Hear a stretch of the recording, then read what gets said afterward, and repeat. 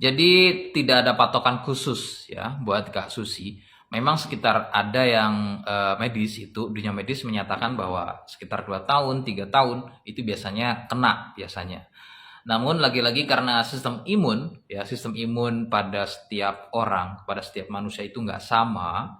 Biasanya ada yang mungkin perlu waktu lebih, 4 tahun, 5 tahun, 7 tahun, atau mungkin nanti di usia yang mungkin usianya udah lanjut, misalnya usia udah tua, misalnya sistem imunnya sudah mulai menurun, kemudian baru kena.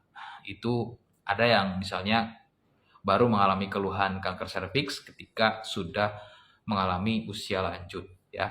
Padahal mungkin dia sudah kena mungkin di kisaran umur 30 tahun 30 tahun misalnya dia udah kena keluhan kutil kelamin.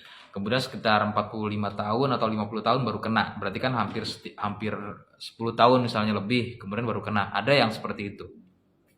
Ya, jadi tergantung dari sistem imunnya. Nah, kemudian maka medis biasanya buat patokan ya sekitar 2 tahun atau 3 tahun lah ya. Karena mungkin kita ambil yang minimum saja. Ambil yang misalnya sistem imunnya lemah. Jadi bisa segera kena dalam waktu 2 atau 3 tahun. Memang tidak langsung segera, misalnya mungkin dalam waktu bulan, itu tidak ya.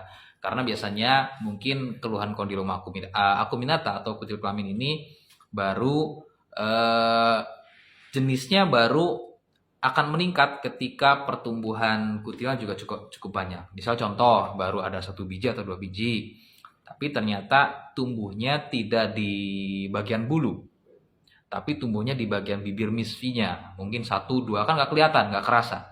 Tapi ternyata setelah 1 tahun lebih banyak. Misalnya 1 tahun, 2 tahun itu jumlahnya makin banyak. Dan karena biasanya tumbuhnya di labia minora dan kecil-kecil, meskipun sudah dalam waktu 2 tahun, kadang nggak dirasa. Karena biasanya orang yang mengalami keluhan wanita ya contohnya. Khususnya untuk wanita yang mengalami keluhan kondiloma atau kutil kelamin, itu tidak dirasa nyeri, tidak dirasa gatal, jadi tidak ada keluhan. Sehingga membiarkan keluhan tersebut semakin jauh. Artinya terus membiarkan tersebut dalam jangka lama, ya tahu-tahu kanker serviks.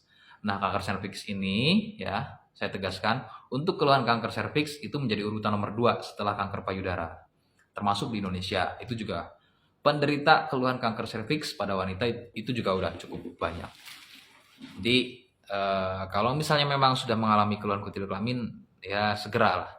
Meskipun itu baru awal-awal atau mungkin baru gejala ya, atau mungkin baru sebulan inilah ketahuan misalnya, itu segera pengobatan. Jadi kalau pada wanita jangan menunda.